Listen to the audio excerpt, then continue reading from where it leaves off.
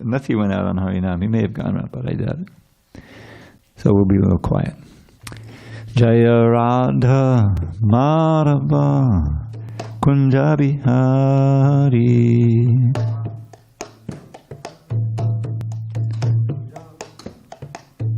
Jaya Radha Madhava Kunja Bihari.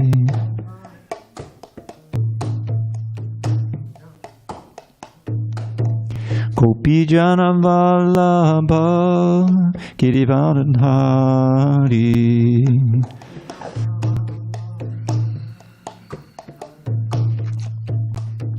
Gopi Jana Vallabha Girivardhari.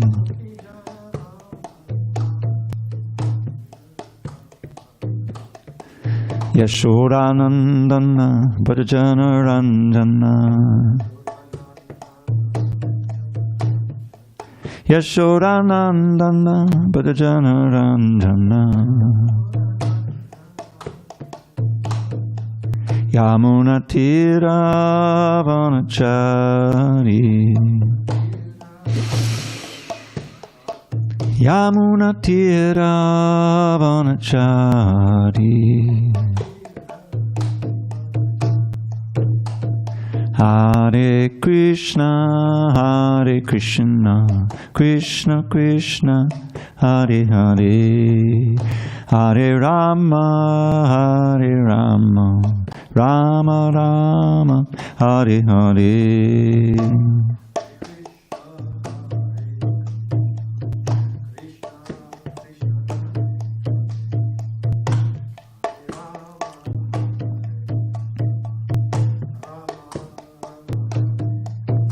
Hare Krishna, Hare Krishna, Krishna Krishna, Hare Hare, Hare Rama, Hare Rama, Rama Rama, Hare Hare.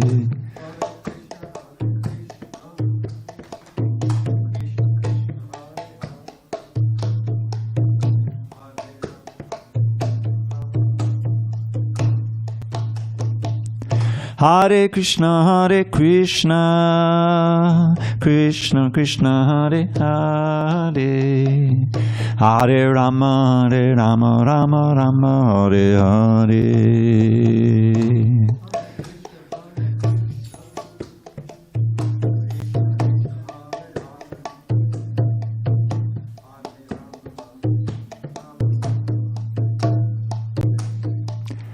Jaya Radha Madhava Kunja Bihari.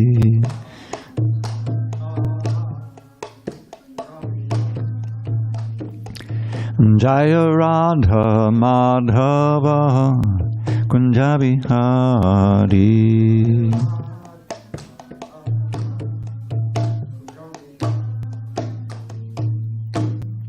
Jaya Om Viṣṇupāda Paramahamsa Bhagavad-gītā Srimad. His Divine Grace, Srila A.C. Bhaktivedanta Swami Prabhupada ki Jai. ISKCON BBT Founder Acharya Srila Prabhupada ki Jai. Jai Om Viṣṇupāda Paramahamsa Bhagavad-gītā Srimad. His Divine Grace, Srila Bhakti Siddhanta Saraswati Thakur ki Jai. Ananta Koti Vaishnavin ki Jai. Namacharya Srila Haridas Thakur ki Jai. Srimad Bhagavad-gītā ki Jai. Samaveda Bhaktivinoda ki Jai. All glories to the assembled devotees. All glories to the assembled devotees. All glories to the assembled devotees. All glories to Shri Guru and Gauranga.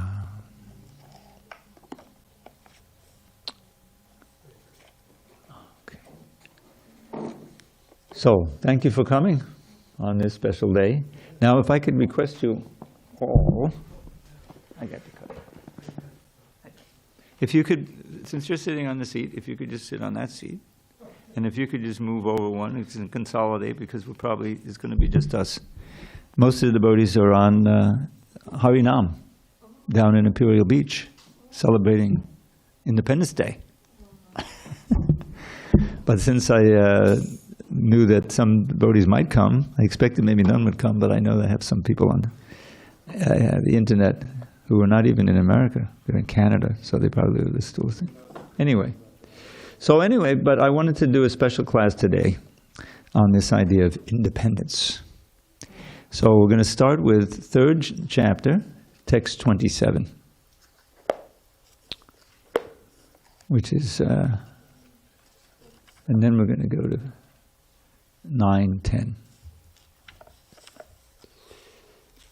327. Famous verse, probably would often quote. Yeah. Okay. Om Namo Bhagavate Vasudevaya. Om Namo Bhagavate Vasudevaya. Om Namo Bhagavate Vasudevaya.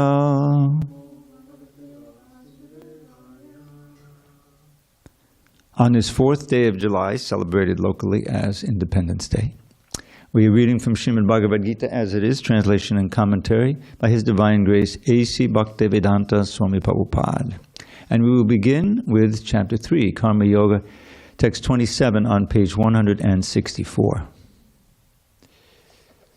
Prakriti kriyamanani gunai karmani sarvashaha ahankara vamudhatma kartaham iti manyate. Prakriti kriyamanani gunai karmani sarvashaha ahankara vamudhatma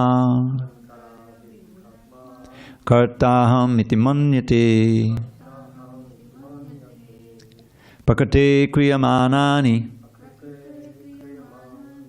gunai karmani sarvashaha ahankara vamudhatma kartaham iti manyate. Prakriti kriyamanani gunai karmani sarvashaha ahankara vamudhatma kartaham iti manyate. Ishtadev.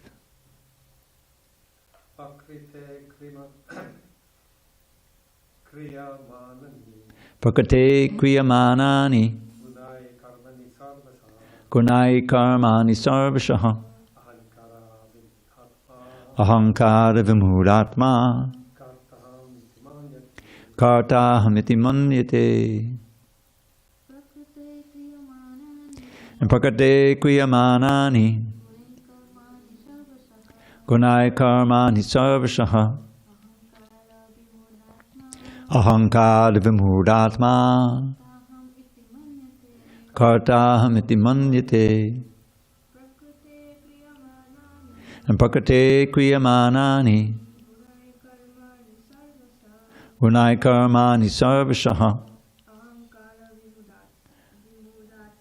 ahankara vamudhatma kartaham iti manyate. Prakriti of material nature, kriyamanani being done, gunai by the modes, karmani activities, sarvashaha all kinds of, ahankara vamudha bewildered by false ego, atma the spirit soul, karta doer, aham I, iti thus, manyate he thinks. Translation. The spirit soul, bewildered by the influence of false ego, thinks himself the doer of activities that are in actuality carried out by the three modes of material nature. Purport. Two persons, one in Krishna consciousness and the other in material consciousness, working on the same level, may appear to be working on the same platform, but there is a wide gulf of difference in their respective positions. The person in material consciousness is convinced by false ego that he is the doer of everything. He does not know that the mechanism of the body is produced by material nature, which works under the supervision of the Supreme Lord. The materialistic person has no knowledge that ultimately he is under the control of Krishna. Page 164, Prabhu. We did a special class on independence today, or the lack of it. Okay. Middle of the paragraph there. Purport. The person in false ego takes all credit for doing everything independently, and that is the symptom of his nescience. He does not know that this gross and subtle body is the creation of material nature, under the order of the Supreme Personality of Godhead. And as such, his bodily and mental activities should be engaged in the service of Krishna, in Krishna consciousness. The ignorant man forgets that the Supreme Personality of Godhead is known as Rishikesha, or the master of the senses of the material body. For, due to his long misuse of the senses in sense gratification, he is factually bewildered by the false ego, which makes him forget his eternal relationship with Krishna. Om Jnana Timirandasya Jnanandana Shalakaya Chakshu Unmilitam Mena Tasmai Shri Gurave Namaha. I was born in the darkest of ignorance, but my spiritual master, Srila Prabhupada, opened my eyes with the torchlight of knowledge. I offer my humble obeisances unto him and to all members of Shri Parampara, the disciplic succession. So, this sense of independence is being directly addressed here by Krishna. And the idea that we're working independently is actually universal amongst the spirit souls who are materially conditioned. Certainly those below the human species, the different animals and so forth, they don't reflect on it, but they have a sense of identity with the body, and that they're freely able to go here and there and search for food here and whatever. And they're also manifesting this disease of the false ego, the false sense of self. And for them, there's no possibility of getting out of it. But human beings have, because of the higher intelligence, and we can reflect, and we can hear Bhagavad-gītā, we can get out of this sense of false ego. The whole problem that keeps us here, the whole difficulty, is that we're identifying with something we're not, namely the body, and that includes the subtle body, subtle and gross body, the mind, intelligence, ego, as well as this body. And since we think we are this body and that we have freedom, we act here, we go here, we develop certain relationships, and we have hopes of getting pleasure over here, and then that fails, or it eventually fails, and this is material life. And eventually the body wears out, the incredible machine, which Krishna says, Ishvarak savabhutanam hridaya sherdunatishiti brahmayan savabhutane yantra rudani mayaya. He says, Krishna often, he takes a position of the third person, the Ishvara, it's himself, but he doesn't say I in this case. The Ishvara, the supreme controller, is in the hearts of every living being. Riddesha, the Riddesha in the region of the heart, along with the super soul, along with the individual soul, excuse me. So, Brahma and Savabhutane, all living entities are wandering. They're wandering in different species on this one planet and different planets up and down. And the Ishvara is always there with them, the super soul. And how are they wandering? On a machine, or ultimately machines, that are given by the material energy under the instruction of Krishna, and they're composed of the material energy. This is what they were given. According to our work in previous life, we develop a certain mentality, and then we're given a body just suitable to fulfill the results of our activities. They may be sinful, we'll have a lot of suffering, whatever. But we're constantly being given new bodies until the annihilation of the universe, and then we go merge into the body of Mahavishnu in a state of suspended animation. We're not thinking or dreaming or anything. It's just nothing's going on, but we're still alive. And then when creation comes again after a long time, we resume and we take the bodies and all starts over again. So there's this illusion of independence because we do have minute independence. This is something that Krishna gives us because we have to accept Srila Prabhupada's version of how this works, that we all started in the spiritual world, that we were there. Otherwise, what's the meaning back home, back to Godhead? What does that mean? So we're in the spiritual world, and somehow or other, and there's no other explanation for it because it seems completely counterintuitive, we were curious, we developed a desire to imitate Krishna rather than serve Krishna. That we want to be the controllers and the enjoyers. And as soon as that desire develops, then we turn away from Krishna. This is a very graphic verse in the 11th canto. Bhayam, this is describing the source of fear, because as soon as we lose our consciousness of Krishna as our Supreme Lord, Master, Friend, Protector, everything, then we're on our own in a sense. And this is a very fearful state. So this is how fear develops in the living entity. Bhayam dvitiya abhinaveshitakshyad ishad, this is the isha again, ishad apetasya viparyayo asmriti. Very graphic. So fear comes when our consciousness becomes absorbed in the dualities of this material world. Dvitiya abhinaveshitakshyad. Dvitiya can also mean the other reality besides the second, Dvitiya, besides the spiritual world. This world, where we don't see Krishna, we can't see him without help. So Isha apetasya, very critical phrase. Isha again, we're turning away. Apetasya means turning our face away and forgetting. Viparya means we become reversed. Instead of being humble servants of God, we become lords and masters of the world. False lords and masters. You see? Asmriti, you forget. You forget Krishna, you forget everything from the previous life.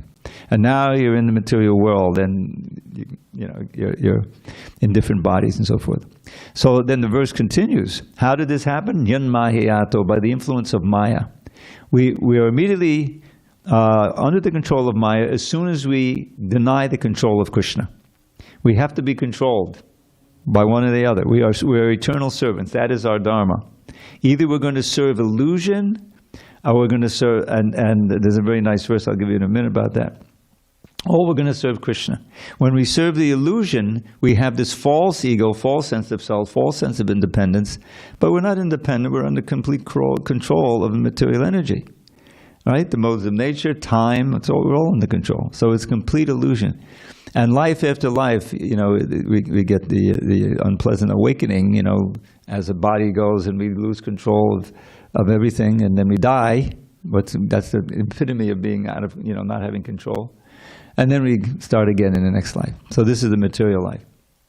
So there's a wonderful prayer that is quoted by Lord Chaitanya in his teachings to Sanatana Goswami.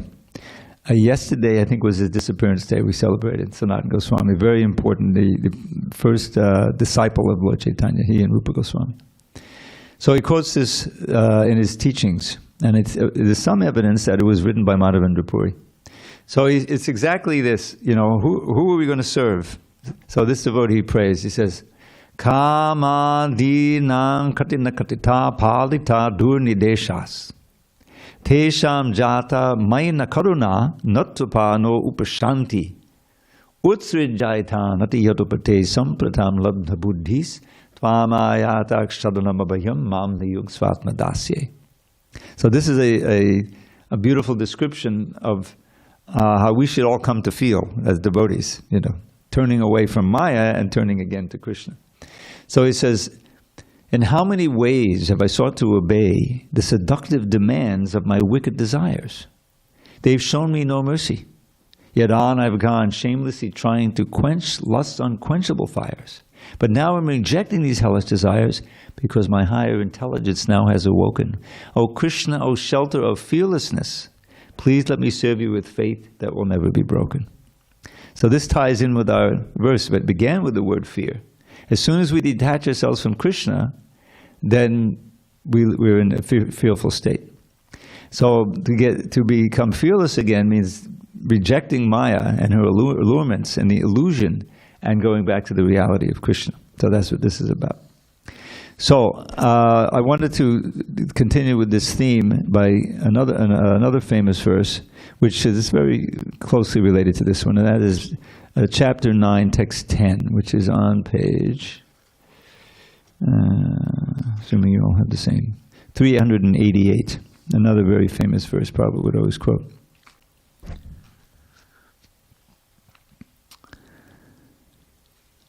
Mayadhyakshena prakriti suyate sacharacharam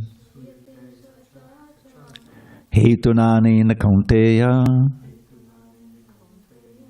jagad vipadivartate. This material nature, which is one of my energies, is working under my direction, O son of Kunti, producing all moving and non-moving beings. Under its rule, this manifestation is created and annihilated again and again. Purport: it is clearly stated here that the Supreme Lord, although aloof from all the activities of the material world, remains the Supreme Director. The Supreme Lord is the Supreme Will and the background of this material manifestation, but the management is being conducted by material nature. Krishna also states in the Bhagavad-gītā that of all the living entities in different forms and species, quote, I am the Father. The Father gives seeds to the womb of the mother for the child, and similarly the Supreme Lord, by his mere glance, injects all the living entities into the womb of material nature, and they come out in their different forms and species according to their last desires and activities. All these living entities, although born under the glance of the Supreme Lord, take their different bodies according to their past deeds and desires. So the Lord is not directly attached to this material creation. He simply glances over material nature. Material nature is thus activated, and everything is created immediately. Because he glances over material nature, there is undoubtedly activity on the part of the Supreme Lord, but he has nothing to do with the manifestation of the material world directly. This example is given in the Smriti. When there is a fragrant flower before someone, the fragrance is touched by the smelling power of the person, yet the smelling and the flower are detached from one another. There is a similar connection between the material world and the Supreme Personality of Godhead. Actually, he has nothing to do with this material world, but he creates by his glance and ordains. In summary, material nature, without the superintendence of the Supreme Personality of Godhead, cannot do anything. Yet the Supreme Personality is detached from all material activities. So this is one of these achincha beta beta situations, where where Krishna he oversees it, but he does it in such a skillful way that it's all delegated. You know, it's his intelligence behind it. He's present in everyone's heart as the super soul, but it's his expansion. Krishna himself, in his own identity, he's dancing and playing in Goloka Vrindavan. And there's a verse, Prabhupada loves the phrase, they call it this, Natasya karyam karanam tavidyate, natat samasya dedikasta drishyate. Natasya karya means, and Prabhupada says he has nothing to do. But really what Prabhupada means by that, he doesn't have to do anything. You see the difference? The English language is pretty tricky. You say you don't have to do anything means that no one can, you don't have any duties to perform. You're completely independent. He has so much to do. He's dancing with the gopis, he's playing with his boyfriends, he's playing with Mother Yashoda and like that. He's constantly doing things in the spiritual world. So it's not like you say he doesn't have anything to do. If someone, your mother tells you, you're 7 years old, don't you have anything to do? Just stop, lying on the couch and watching the TV. I bought you those books so you can read them, and But if you don't, but if you have to do, you have to go to school and you have to do your homework, and in other words, it's a duty that's imposed on you. No one can impose a duty on the Lord. A duty is always given by a higher authority. There's no higher authority. So Krishna may impose some duties on himself in certain lila, but he doesn't have to do anything in that sense. But this is the omnipotence of Krishna. He's so powerful and so intelligent and so omniscient that he can control everything and at the same time be completely absorbed in dancing in Goloka Vrindavan. It's all delegated, all expansion. But ultimately, we don't have any independence. In the sense that we can, make our way in the world without Krishna. We're dependent at every moment. We're breathing, I pointed that out this morning, I think it came up, how the pandemic kind of gave everybody in the world a heads up that breathing is not, a given in every case. So you better take that vaccine or wear the mask or do whatever you do to prevent it.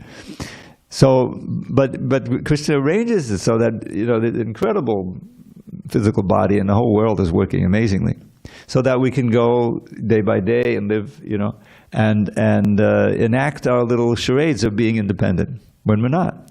So what is the solution to this? Is that to use our minute independence to recognize Krishna's complete independence and attune our activities with his desires. This is actually the epitome of what we aspire for as devotees. The perfection is, I love to chant this, no one else ever recites this word, but there's a little phrase, it's not even a verse, it's a little half a sentence by Jiva Goswami from his Sandarbhas, quoted by Prabhupada in the second canto purport. There's a famous verse, I don't know if you know, akama sarvakamo va mokshakamo davati tivrena bhakti yogena yajeta purushaṁ param. Whether you are free of material desire, or full of all material desires, or you would desire liberation, if you're intelligent, udaradi, then you'll practice intense, not superficial, but intense devotion to the Supreme Lord Krishna. And in the purport to that, Prabhupada quotes this little phrase by Jiva Goswami. Bhajaniya padamapurusha sukha matra swasukatvam. This is like a condensed version of Vanyabilashita Sunyam, which is a famous verse by Rupa Goswami describing pure devotion. So what it means is this: Bhajaniya means the worshipable, Padamapurusha, Supreme Person, that's Krishna. Padamapurusha sukha matra, only in the happiness, matra means only in this case, matra, only the happiness of the Lord, swasukatvam, should be one's own happiness. In other words, when your every act is predicated on the desire to serve Krishna and give him happiness, then that's perfect, that's pure devotion.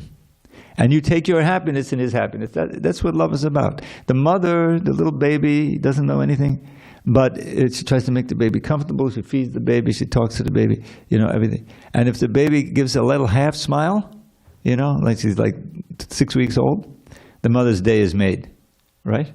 She's taking her pleasure in the comfort and pleasure of the baby. Prabhupada said that's the purest example of love in this material world. Now the only problem with it changes. The baby grows up, and then, running around, eventually leaves home, and, the whole thing. So the relationship is ultimately illusory, but it's a good reflection of what, in the eternal spiritual world, everything is going on. Everyone in the Goloka Vrindavan is taking pleasure in giving Krishna pleasure. In whether they're friends playing with him, or the parents caring for him, making sure he's safe and well fed, and or the gopis, the whole thing. They're always pleasing, wanting to please him. Krishna's Kaviraj Goswami in his Chaitanya Charitamrita, in the 4th chapter of the Adi Lila, it's a very important chapter. And it describes the essence of Lord Chaitanya's mood and what he taught. And there, of course, he talks about the gopis. And he gives a verse describing the difference between kama and prema, which is very important to understand. So, Atmendriya Pratibhancha, Bale Tari Kam. Krishnendriya Pratibhancha, Bale Tari Premnam, is called prema. So, the desire to please one's own senses is kama, lust. The desire to please Krishna's senses is prema. Now, one may ask, if someone is in kind of a material sense of mind, well, if I can never desire to please my own senses, then how am I going to be happy? How am I going to get any pleasure out of life? That's the illusory energy talking. Is that we're part and parcel of Krishna. Krishna is Anandamaya Bhyasadi. By his activities and his personality, we can see that he's always filled with bliss. What does it mean to be God? If you're not always filled with bliss, you can, that's what it means. So, if we can enter into Krishna's happiness by giving him pleasure somehow, because his ability to enjoy is infinite, then our ability to enjoy expands unlimitedly. It's not dependent on the body. The material body is a temporary construct. But the soul and the mind, the consciousness, if that's our state of consciousness, we're in the spiritual world. It doesn't matter where physically we may reside. That's why we saw Srila Prabhupada. He was never morose. You know, he sometimes became angry with his devotees, but that was more or less like a little scalpel he was using. You know, he didn't have the damage that real material anger has. It can pollute your whole body, you know, and he can. No, he used it, and the next moment he would be, you know, encouraging the devotee. But the whole point is like a mother scolding her child out of love. No, don't put your finger in the, you know, in your hand in the oven, in the fire, you know. Be careful, you know. So our minute independence, you know, this idea, you know, glorifying independence. Prabhupada, I like to tell this story. I was in the movement in 1976. This was the bicentennial of the founding of this country. There was 1776, right? They wrote the Declaration of Independence, and there was a war, and then they had the Constitution a little later. So it's commonly recognized 1776. So this was 1976. Prabhupada was in Washington, D.C. They took him there because of big celebrations and fireworks. We had some fireworks here, you know, but it probably was 10 times what that was. So he spoke, you know, and the theme of it was, because I was working on Back to Godhead. In those days, one of my duties was editing the Prabhupada article. At the beginning of every Back to Godhead magazine, it would be a transcription of one of Prabhupada's lectures or conversations, and it would, you know, we presented that way, edited up. So I edited it, and I don't know if I came up with this title or not, but it was, you know, declaring our dependence on God. Because, you know, it's the Declaration of Independence. We're declaring our dependence. But declaring your dependence on God means you're declaring your independence of the illusory energy, which is really what counts.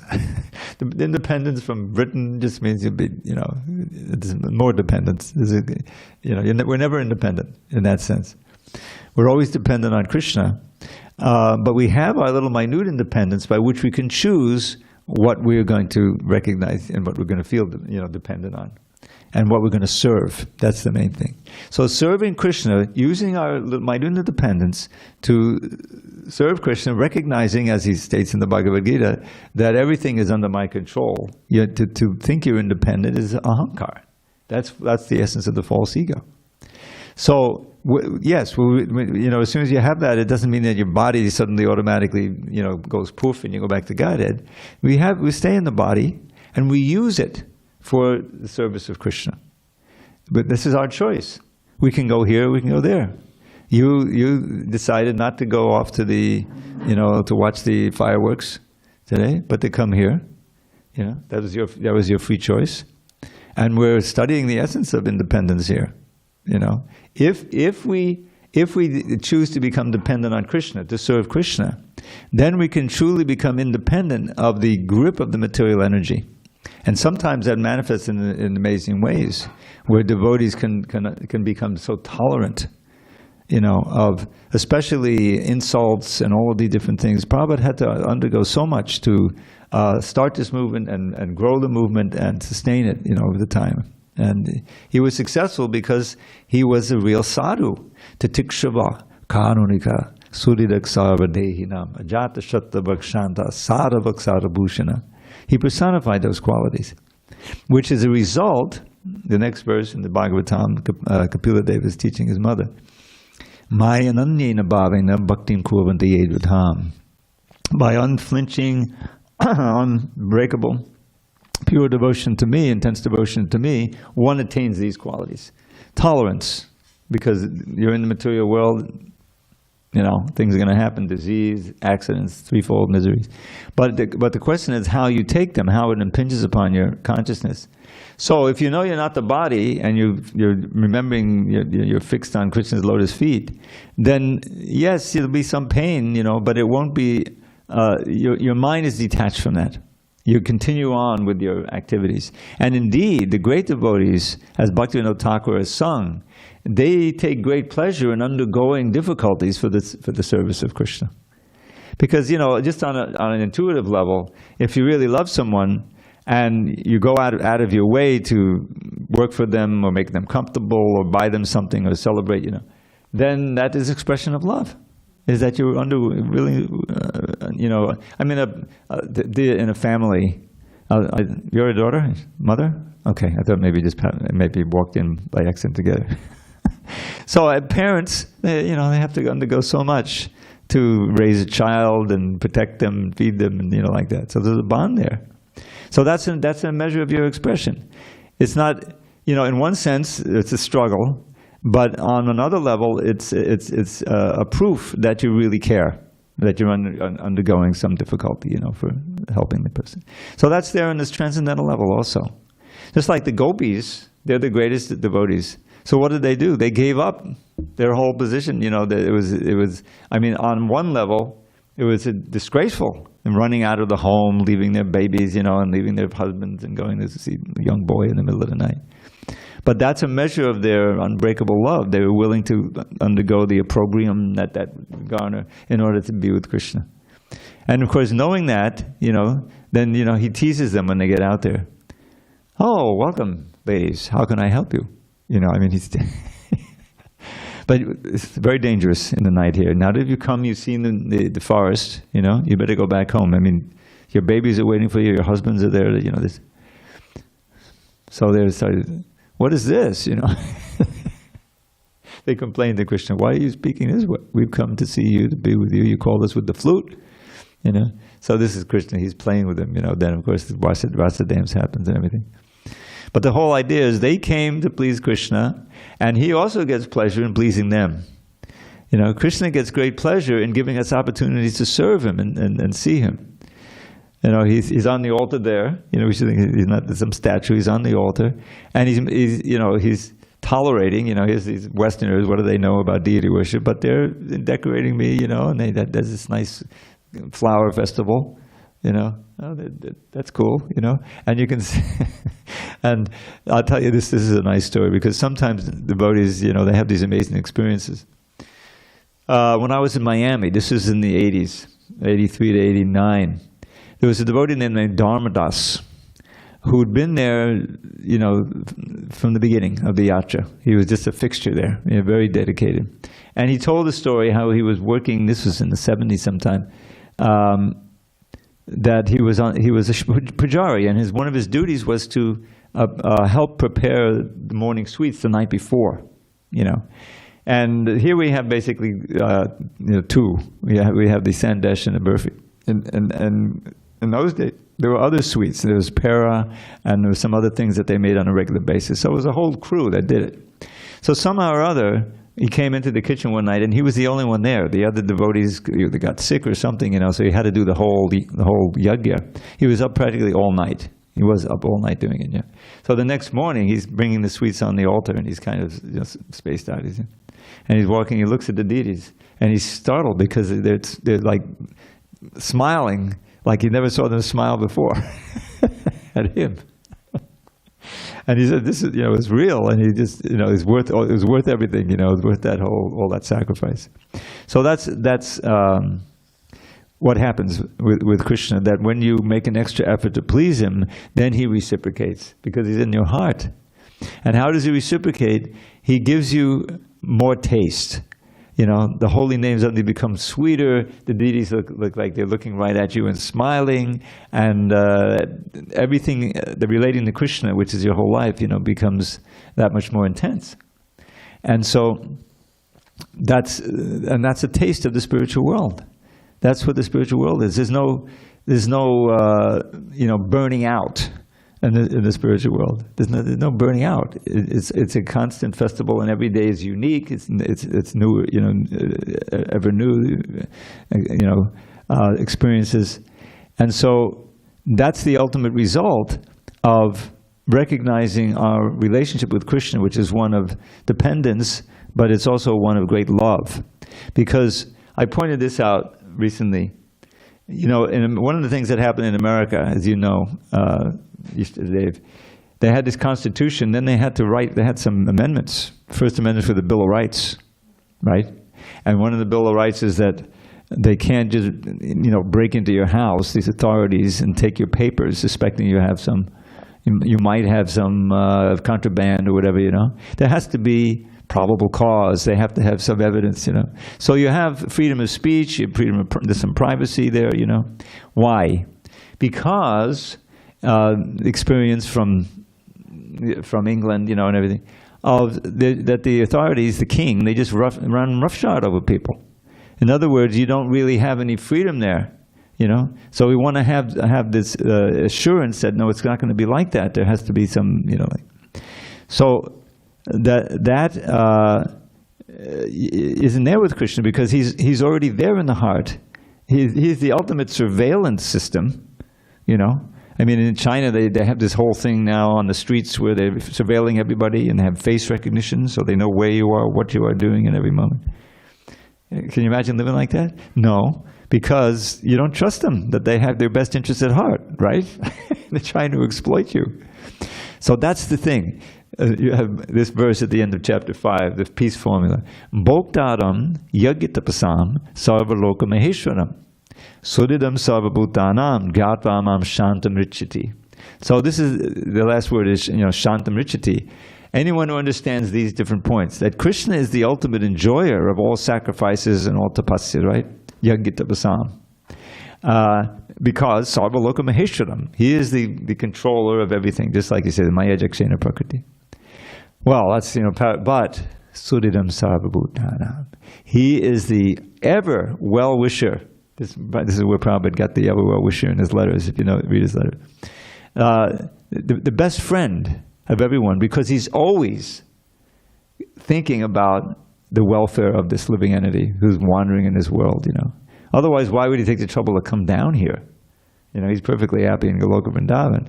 But, you know, if the human beings wander away from Dharma, they're in trouble. Then all kinds of horrors happen. So yadaya dharma saglana. But when too much adharma comes, then he comes to this world to protect the devotees, reestablish dharma, annihilate the miscreants. Why? Because he cares. He's our eternal father, right? He says, aham bija padakpata. So, this can give us such great peace when we know that our best friend is in our heart. Sudidam sarvabhutanam. And he's witnessing everything, and he's encouraging us, he's guiding us. If we just take his guidance, we'll actually be happy and peaceful in this world. Otherwise, there's no peace. There's no peace. I've been, I've been aware of current events since I was like 10 years old. I grew up on the New York Times. I'm trying to break the addiction. And, you know, what's going on, what's going on? And then there was the Vietnam War, you know, through a good part of my childhood and teenage years. And that was such a horror, you know. It was like completely unnecessary. So many millions of people. Even today, the children are being poisoned by all the dioxin and the mines that are still blowing up. Horror. So, and I, you know, kept aware of that. But there's never any resolution to it. There's always some other danger coming around the corner. You know, because the people running this world, and it's described in the 12th canto, the succession of demonic kings who will take over, who will practically devour the people, you know. Oh my God. So how are you going to find peace here? The only way you can find peace of any kind is to get attuned to Krishna and remember Krishna and feel his presence in your life. You know, if you're actually serving him, then you begin to see him everywhere. And there's so many wonderful vibrations, so many wonderful descriptions. I like, you know, this is all preliminary, these are ABCs, you know. But Krishna gives some hints where he says in the 4 essential verses of Bhagavad-gītā. So he says, aham sarvasya bhavavo. In other words, I'm God, everything is coming from me. Aham sarvasya bhavavo mattak sarvam bhavartate. And if you want to be it from your point of view, everything you see is from me. From my point of view, I've created everything. So it's aham sarvasya bhavavo mattak sarvam bhavartate. Itimat vabhajante mambuddha bhava samanvita. That those who understand this, why? Is they worship me with all their hearts. How? The next verse describes essential activity of the devotees. Mat chitta, mat gata prana, bodhiyantak parasparam, katayantaschamam nityam, tushyanti chadamanti cha. You know the verse. She knows all these verses. So they place their mind on me. That's the first thing. Always remembering Krishna. And their life air, their energy is used for my service. It's not just a mental thing, but also all the senses, everything you've got, you link to Krishna. That's yoga, bhakti yoga. Gata prana. And then how do they enjoy bodhiyantak parasvaram katayantastamam nityam tushyanti chadamani? They get together and glorify me. And in this way, tushyanti chadamandi. They feel very satisfied and they experience happiness, ramanti, enjoy spiritual happiness. This is what you see the great devotees doing. Prabhupada was always speaking about Krishna. He's dictating his books. He's meeting with the devotees. He's meeting, he's doing kirtan all day. It was all glorification. That writing. He was, that was his thing. So that's how we can happen. I want to give you a few samples of how we can also enjoy, because when we take advantage of the great beauty of all of these vibrations and descriptions of Krishna, then Krishna hears from in our heart and he gives us happiness. Shrinvatam Sakata Krishna Punya Shavana Kirtana. And so here's this one beautiful verse, and there's no philosophy. It's just describing Krishna coming back from the forest of Vrindavan. And wonderfully, beautifully composed by Krishna's Kaviraj in his Govinda Lilamrita. He says, Denu vrinda manamandamayantam venu gitam amatam visrajantam renu rushita chalalaka bantam kenu vikshamayurna mudantam. Can you hear the poetry there?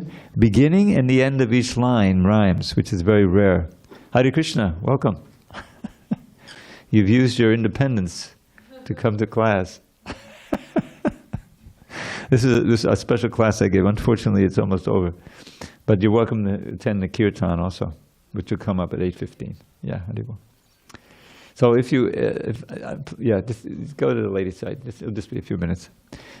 So you've come just in time for a verse describing Krishna's coming back from the forest of Vrindavan. And how if you see it in your mind's eye, he says, one who sees this will attain the highest bliss. So the first line goes, Denu vrinda manamandam. I'll give the whole verse, you can hear the poetry. Denu vrinda manamandam mayantam venu gitam amatam visrajantam renu rushita talalaka bantam kenu vikta samayurna mudantam. Rhymes at the beginning and the end of each line. So the first line says, Denu vrinda means his herds of cows, he's very leisurely following behind, and the cows are going before him. And of course, what is he doing as he walks? He's playing the flute. Venu, Gitam Amitam Visrajantam. He's creating this beautiful nectarian song with the flute. He's walking. And as he's moving, there's thousands of cows, and they're kicking up all this very sacred dust from Vrindavan, and it's all getting all over his hair and everything. So Renu is a word for dust. So you have Denu, Venu, and Renu. Renu Rushitam Chalalakabantam. His beautiful blackish hair is swaying back and forth and is getting all dusted by this very sacred Braj, it's called. And then the last line says, Kenu, who indeed, Kenu Vikshasamayur Namodantam, who indeed, seeing this sight, would not attain the highest bliss. Now, we know from, I used to be really into reading novels and everything, Dickens and, when I was a kid. And why some of the authors so famous? Because they can paint a perfect scene, and you're practically there just by reading, right? And so that's what this is just one sample of thousands of verses in this Govinda Lilamrita that you can see. You can see Krishna by chanting his name and by hearing descriptions of him like this, and you're right there. And there you can attain the highest bliss. We were just discussing how devotees, what do they do when they get together? How do we enjoy? If we're trying to renounce all this sense gratification, well, how do we enjoy? That's how you enjoy. You get together and glorify Krishna. The most perfect way, of course, is saṅkīrtana, chanting his name, as I see you're both experiencing. Got beadbags. Most of the devotees are out on Harinam. There's a big celebration, probably a lot of fireworks in Imperial Beach. So they went down there. And I thought they may not come, and no one will come to class. Someone predicted no one from the United States will be here, because I have also some people in Canada who also listen. But look, see, you all come. We'll have our own little, and we gave a little special class on independence, or the lack thereof. Yeah. We have this might in independence. When we use it to serve Krishna, then we become independent of the strictures of the material energy. That's how we get real independence. Ultimately, you get out of the material body altogether. So there's literally thousands and thousands of verses like that. And I'm going to give you one I put into an English poem. So here's a meditation, then we'll end because we're going to have a kirtan in a few minutes. So in the 21st chapter of the 10th canto, there's a whole chapter that's called the Bhagavad-gītā. Because the gopis are singing of Krishna, and many of the verses involved in them hearing, playing his flute and describing that. So this is the first few verses. And just a taste of the Sanskrit, it says, Kusamata Vanadadishashmi Bringat Vijagulagushta Saraksarin Mahidram Modapata Dapakaya Charihunga Sahapasupada Balast Kujavenum. So that's describing the forest of Vrindavan and Krishna entering. So here's, I put the whole thing in a little poem. Vrindavan's rivers, lakes, and hills ring out with charming hums and trills as flocks of birds and maddened bees rejoice among the flowering trees. To those idyllic woods and glens repairs Govinda with his friends, Sri Rama and the cowherd boys, to taste the most exquisite joys. And as they walk along the way, absorbed in herding and in play, Sri Krishna, beauty absolute, begins to blow his mystic flute. With peacock plume upon his head and fragrant flower on each ear, he enters Braja's wood with tread sublime, a dancer without peer. His golden yellow raiment glows, his garland reaches to his knees, and from his luscious lips, the nectar flows and fills his flute with melodies. As Krishna thus begins his day with friends who sing his glory sweet, he beautifies the forest way with fine impressions of his feet. Samadhi culminates in this, to always see this scene of bliss within oneself and outside too. May Krishna give this boon to you. Hare Krishna. This was, and when the Prabhupada wrote a book called the Krishna book. Do you know the Krishna book? You know. So we didn't have the 10th canto, translated. I got a chance to work on it in the 1980s after Prabhupada disappeared and produce it. But Prabhupada gave us the Krishna book, and this was always my favorite chapter, chapter 21. I started memorizing the prose, but now I get to. So that's how devotees can enjoy. Any questions, comments, requests? Oh, we have a mic, yeah, because we have some audience out there. Okay, good, it's working. So I've been thinking about this, but especially, as mentioned this evening, that we are constitutionally a position of servitor. But we can all think about ways, even if we don't acknowledge Krishna in our lives, people serve employers, and if the employer's happy, you're happy. If he's grouchy, you serve your spouse, your brothers and sisters and parents, and all sorts of, and even our animals. Yeah. Oh, you serve the dog's happy, you're happy, the cat's happy, you watch the cat play. Oh, that's wonderful. That we do this all the time. Yeah. It's just we don't recognize that this is we're doing it. We don't recognize the importance of being a servant. And when we finally recognize our relationship to Krishna, it's really quite profound. Yes. We've been doing this all our lives, and we've just been sort of misplacing our keys to the car. Yeah, and the tragedy is, all these other services ultimately can give us satisfaction because the relationship is ultimately broken. And what we really like to serve, more than anything else, is the senses. But you can't, ultimately that breaks down. The senses just sources of pain. This has become my favorite verse, and we have a new translation now. Yehi sangsbhaja boga dukkha yona ebate ajantamantan konte nateshu ramate buddha. An intelligent person does not take part in the pleasures that are due to the contact of the senses with the sense objects. O son of Kunti, says Krishna, text 5:22. Such pleasures are the sources of misery, and they have a beginning and an end. And so the wise do not delight in them. Well, then what pleasures can we have? That's the previous verse. Bhaya sparshesu asaktatma vindityatma yat sukham sab brahma yoga yuktatma sukhamakshaya mashnute. Sukhamakshaya mashnute means they enjoy unbroken happiness. Where can you find that? That's the problem with sense gratification. It has a beginning and an end, and it's the source of misery. But here it says, rejecting this happiness that comes from attachment to the senses or contact with the senses, they enjoy the contact with Brahman, Brahman. Brahma Yoga Yuktatma. So the Supreme Brahman is Krishna, and the yoga is Bhakti Yoga. And by linking to the Supreme Brahman with the senses that we have, with the mind that we have, then we come to the point of being able to enjoy unbroken happiness. So that's the choice. But we're out of practice, so we need training and we need good association. And shlokas, not a shlokas. Okay, we'll have a kirtan now, and Artik, thank you for your attention. And all glories to Srila Prabhupada.